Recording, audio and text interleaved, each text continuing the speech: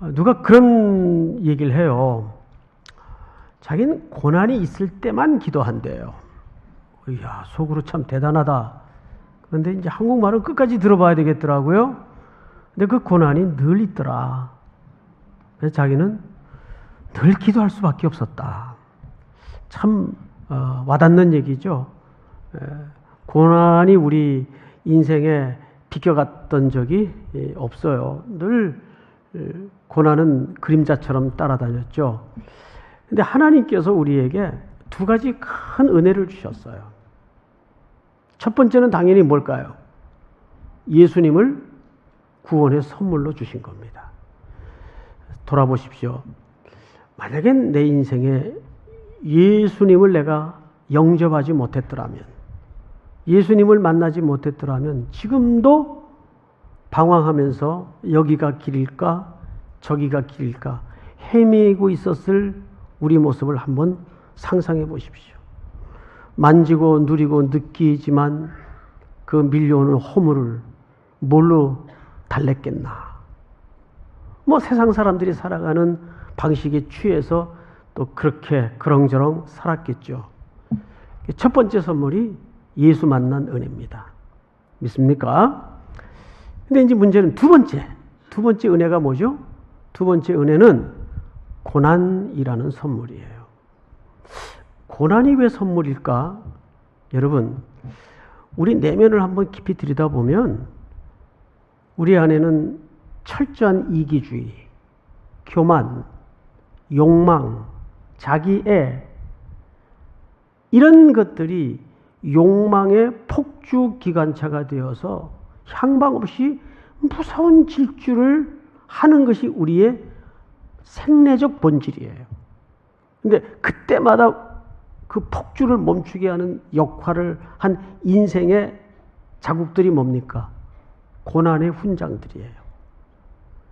예수 그리스도를 붙들고 그분의 말씀을 지켜 살기로 나서면서 부딪힐 수밖에 없는 고난을 얘기하는 거예요. 그 고난의 실체를 조금 더 깊게 다가서기 위해서는 베드로 사도가 베드로 전서를 쓸 때 어떤 상황에서 누구에게 이 글을 썼는가를 좀 알 필요가 있는데, 베드로 전서는 AD 62년에서 1세기 때죠. 64년 사이에 기록이 되어 있습니다.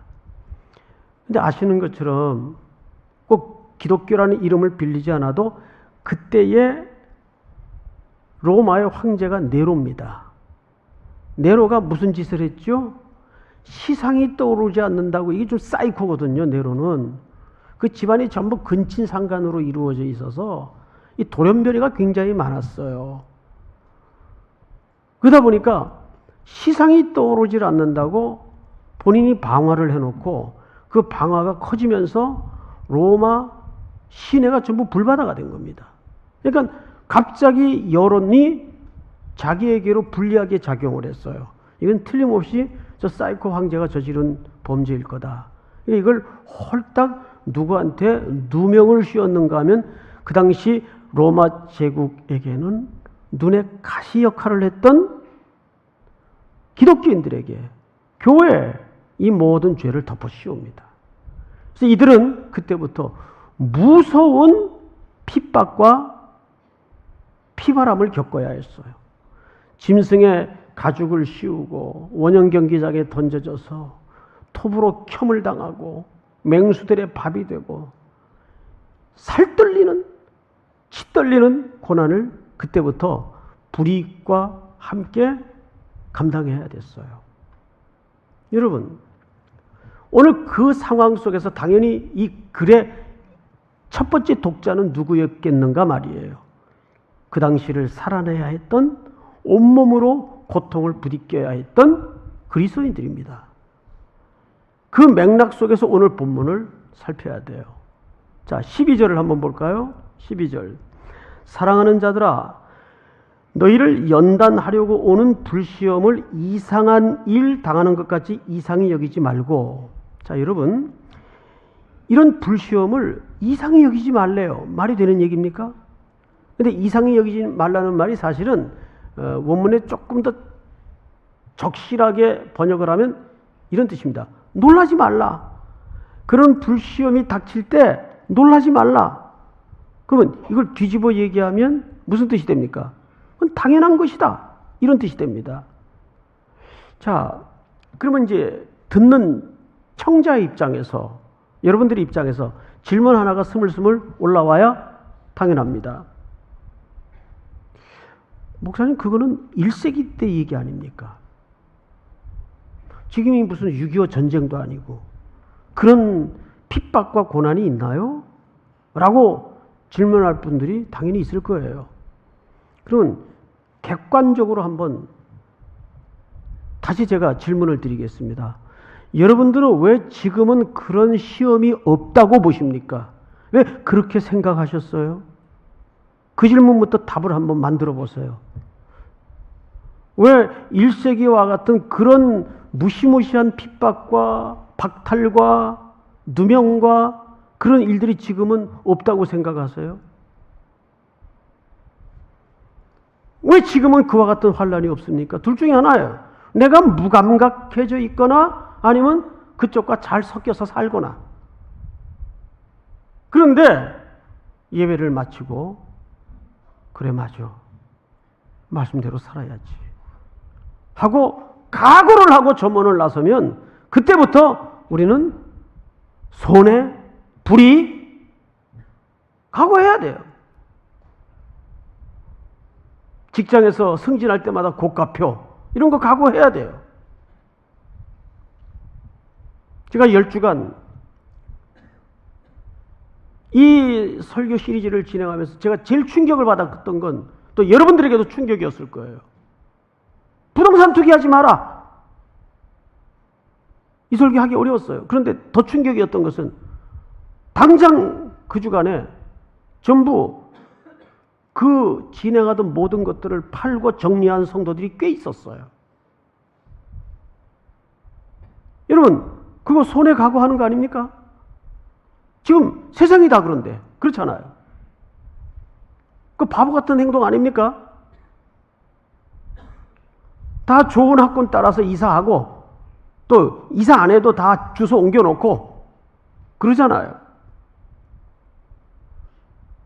그거는 물리적인 핍박은 아닐지라도 더 혹독한 환난일 수 있어요. 하나님의 말씀을 붙들고 살아내기로 각오하고 전문을 나선다면 그렇게 될 수밖에 없잖아요. 그래서 어쩌면 우리에게 닥쳐지는 불시험은 이상한 것이 아니란 말이에요. 그거는 어쩌면 마땅하고 당연한 것이란 말이죠. 그 얘기를 하는 거예요. 불시험이 연단을 위해서 올 때 그걸 이상하게 여기지 말라. 놀라지 말라. 그건 당연한 것이다. 왜? 이 거대한 세상의 구조적인 악 속에서 비틀려진 가치관 속에서 그리스도인들이 살아내려면 거슬려야 되고 좇지 말아야 되고 앉지 않아야 되고 하는 게 정상 아니에요. 그러려면 손해를 각오하고 불이익을 감당하는 수밖에는, 오해와 누명과 억울함을 뒤집어 쓸 수밖에는 없는 거예요. 자, 13절을 한번 볼까요? 같이 한번 읽습니다. 시작. 오히려 너희가 그리스도의 고난에 참여하는 것으로 즐거워하라. 이는 그의 영광을 나타내실 때에 너희로 즐거워하고 기뻐하게 하려 함이라. 여러분, 이게 동의가 됩니까? 솔직히? 어떠세요? 아니, 그걸 이상한 일 당한 것 같이 이상히 여기지 않는 것까지도 그래, 이해했다 쳐. 예? 근데 13절, 오히려 너희가 그리스도의 고난에 참여하는 것으로 뭐 하라고요? 즐거움을 넘어서 뭐 하래요? 기뻐하래요. 즐거워하고 기뻐하래요. 그러니까 종교를 아편이라 그러지. 그렇게 생각되질 않아요? 아니, 이게 맨정신으로 가능한 일이에요? 어떻게 당장 혀가 타들어가고 입이 마르고 가슴이 새카매지는데 어떻게 즐거워해요? 어떻게 기뻐해요? 말이 되는 얘기를 해야지. 그러니까 종교는 민중이 앞이란 말이 맞아. 글쎄요. 자, 여기에는 이 고난이 갖는 신비가 있어요. 참 놀라운 하나님의 방식인데, 자, 우리 앞으로 넘겨서 베드로전서 2장 22절을 좀 보십시다. 몇 절을 저하고 교독을 할 텐데 2장 22절. 그는 죄를 범하지 아니하시고 그 입에 거짓도 없으시며. 시작. 맞대어 욕하지 아니하시고 고난을 당하시되 위협하지 아니하시고 오직 공의로 심판하시는 이에게 부탁하시며 친히 나무에 달려 그 몸으로 우리 죄를 담당하셨으니 이는 우리로 죄에 대하여 죽고 의에 대하여 살게 하려 하심이라. 그가 채찍에 맞음으로 너희는 나음을 얻었나니. 시작. 양과 같이 길을 잃었더니 이제는 너희 영혼의 목자와 감독 되신 이에게 돌아왔느니라. 아멘. 24절은 오늘 이 설명의 키워드에 해당하니까 우리 전체가 합독해서 다시 한번 읽습니다. 시작. 친히 나무에 달려 그 몸으로 우리 죄를 담당하셨으니 이는 우리로 죄에 대하여 죽고 의에 대하여 살게 하려 하심이라. 그가 채찍에 맞음으로 너희는 나음을 얻었나니. 자, 다시 설명합니다. 예수님은 십자가 위에 우리를 위하여 죽으신 분이 아니고 우리를 대신하여 죽었어요. 그래서 대속의 십자가입니다. 위한다는 의미는 모호한 표현이에요. 대신하여 죽으신 겁니다. 근데 왜 죽었어요? 억울한 누명을 다 뒤집어 쓰시고 왜 죽었어요? 우리를 살려내시고 의에 대하여 어떻게 하시려고요? 살게 하시려고 십자가에 죽으셨대요. 그러니까 예수님의 고난은 어떤 결과를 맺었는가 하면 우리에게 새 생명과 그 생명을 위하여 살아가게 하도록 하는 결과를 맺었습니다. 그러니까 우리가 오해를 하나 걷어내야 될 게 있어요. 우리가 그리스도의 고난에 참여하는 것은 이 구속의 의미에 0.1%도 기여할 수가 없어요. 이거는 오로지 100% 누구만이 하실 수 있는 일입니까? 그리스도만이 하실 수 있는 일이에요. 믿습니까? 여기에 우리가 고난에 동참한다고 해서 0.0000001%도 거기에 우리는 기여될 수 있는 존재가 아니에요. 그럼에도 불구하고 우리를 왜 그 고난에 동참시키냐 그 말이에요. 여기 신비가 있어요. 자, 본문으로 다시 가서 4장 13절을 보시면 오히려 너희가 그리스도의 고난에 뭐 하는 것으로 즐거워하라? 참여. 자, 이제 앞을 보십시다. 참여라는 말을 머릿속에 깊이 각인하십시오. 여기엔 두 가지 의미가 있어요. 첫째는 예수님께서 우리를 살리기 위해서 십자가에 죽으시고 걸어가신 그 길을 이제 당연히 그 은총을 받은 우리가 그 기쁨으로 구원 얻은 기쁨으로 그 길에 동참을 하는 겁니다. 그 고난에.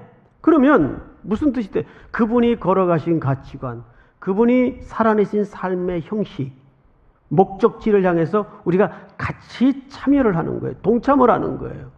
자, 그러면 이 동참 자체가 뭘 확인하는 작업인가 하면 놀랍게도 우리와 그리스도께서 함께 되었다, 연대되었다라는 것을 확인하는 작업이에요.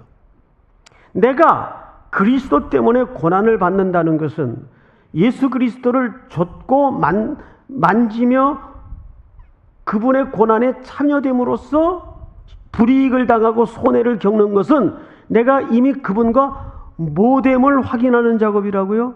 함께됨, 연대됨을 확인하는 작업이에요. 동시에 이 참여라는 말이 무슨 단어로 되어 있는가 하면 코이노니아가 뭐예요? 교제. 놀랍게도 이 고난은, 주님 때문에 겪는 고난은 주님의 우리를 향하신 교제의 또 다른 얼굴이라는 사실을 놓쳐서는 안 됩니다. 내가 표정이 그러실 줄 알았어요. 지금 엄청 중요한 얘기를 했는데 조금 허무함이 드네요. 그래도 마지막 한 분까지 알아들을 수 있도록 다시 한번 설명을 드립니다. 이 참여라는 개념 속에는 두 가지 의미가 있다고 그랬어요. 첫째는 내가 그리스도와 연대되었다는 보증서이며 동시에 예수님이 우리와 교제하는 또 다른 방식이라고요. 교제가 늘 잔치집 같은 분위기로만 교제하는 건 아니에요. 항상 고통 속에서도 주님은 그 방식과 형식을 통해서 우리에게 뭘 하신다고요? 교제하기를 원하신다고요. 그러니까 고난은 주님이 우리에게 뭘 해 들어오는 방식입니까? 교제해 들어오는 방식이에요. 왜 그러실까요? 왜 그러실까요? 그래야만이 우리가 그리스도의 신부로서 불순물들을 뽑아내고 정결케 되기 때문입니다. 맞죠, 여러분? 인간이라는 본성은 어쩔 수가 없어요. 애 감기라도 걸려야 아버지 찾게 돼 있는 게 인간이에요. 근데 이 고단한 그런 끊임없는 고난의 연속의 여정을 하나님이 우리 혼자 팔짱 끼시고 얼마나 잘 버티나 이루고 계실까요? 그 진짜 보증서로서 누구를 보내신 겁니까? 성령님을 보내신 거예요. 그래서 성령님은 우리 신앙 고백에도 보면 성령의 교통하심과 그 교통이라는 말이 교제하심과 그 뜻이에요. 축도할 때도 뭐라 그래요? 축도할 때 이 성령을 얘기할 때는 반드시 그래서 교통하심이라는 표현을 써야 돼요. 그게 맞는 축도예요. 그게 빠지면 안 돼요. 성령의 교통하심과 그분은 이제 우리 속에 영원히 내주하셔서 우리와 지금 교통하고 계시는데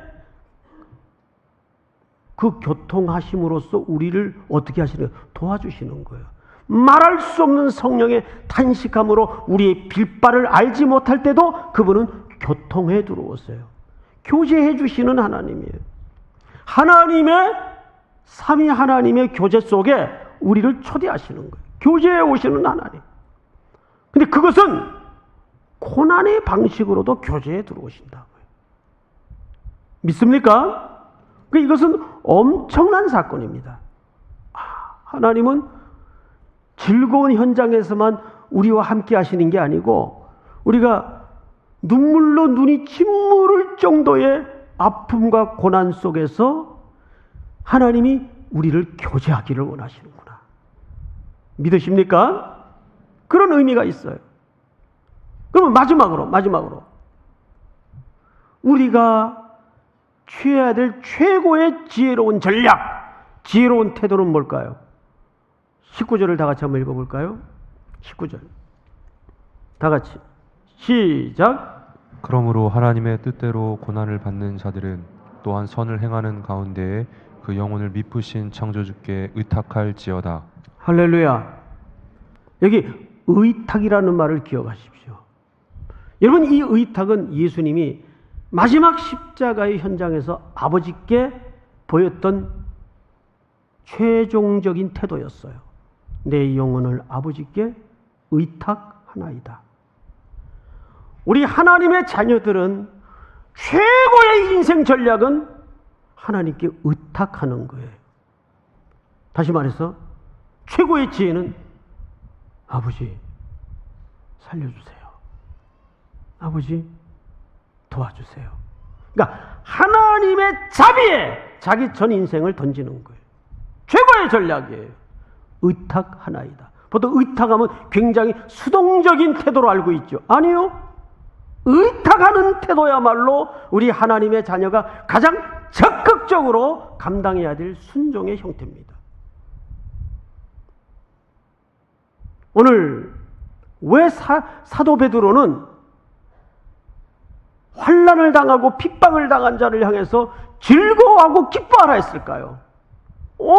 그것이 하나님이 우리에게 찾아오시는 고난 속에 교제하시는 방식이었기 때문에 동시에 그것으로 우리가 하나님과 그리스도와 연대되어 있다는 확인을 하게 하는 거예요.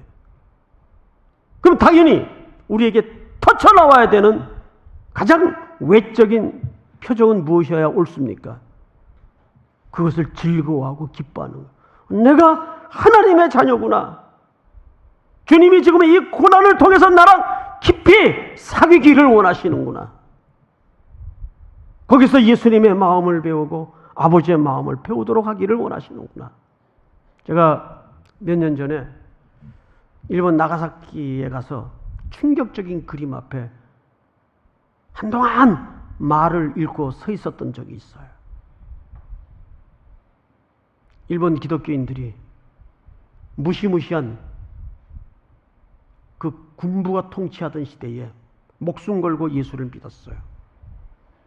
결국은 그들은 붙들려서 그 어느 언덕에 설치된 십자가 형틀에 처형당하기 위해서 그 언덕 아래 도착을 했습니다. 그리고 한번 이 그림을 볼까요? 맨 앞에 서 있는 사람이 팔을 벌리고 어떤 아낙네는 자녀 손을 잡고 언덕을 향하는데 저게 사실은 뛰어가는 그림이에요. 자기들이 예수를 믿는 이유 하나로 처형될 그 십자가를 향해서 저 가파른 언덕을 지금 형틀을 향해서 달려가는 그림이에요. 너무 충격이었어요. 도대체 저들 속에 누구도 막을 수 없었던 저 고난 앞에 저 기쁨의 정체는 뭘까? 근데 오늘 본문을 읽다가 바로 이 그림이 탁 매치가 되더라고요. 후에 설명을 드리니까 이분들이 처형된 후에 이제 땅에다가 묻는데 보니까 한 사람 앞에 무덤이 2개씩이에요. 왜 2개인가? 한 사람 앞에? 머리는 청파동에다가 묻고 몸은 저 광화문에다 묻어버린 거예요. 몸을 난도질을 해가지고. 왜 그랬나 물었더니 일본 경찰들이 이것들은 평소에 부활을 강조했다. 혹 살아날지 모른다. 그 부활을 믿었던 것 같아요. 역설스럽게도. 그래서 목을 잘라서 목은 청파동에 몸은 광화문에 이렇게 무덤이 다 2개입니다. 바로 이들 앞에 그 기쁨의 정체는 뭘까요? 지금 죽음이 다가오고 있지만 그것이 두렵지 않았던 겁니다. 이 고난 속에 주님이 교제에 들어오시고 내가 그분과 함께 연대되어 있다는 이 현실적인 기쁨이 궁극적인 소망으로 우리의 시선을 던진 거죠. 또 그것이 오늘을 살아내는 우리의 동력이어야 하지 않겠습니까? 사랑하는 우리 3일의 형제자매 여러분, 왜 우리는 핍박 속에도 환난 속에도 기뻐해야 되고 즐거워해야 됩니까? 바로 이런 이유 때문입니다. 내일부터 시작되는 특별한 새벽에 다 여러분의 죽음 같은 몸을 일으키셔서 요단을 건너내고 홍해를 가르는 제2의 내 인생의 출애굽이 일어날 수 있기를 주님의 이름으로 축복합니다.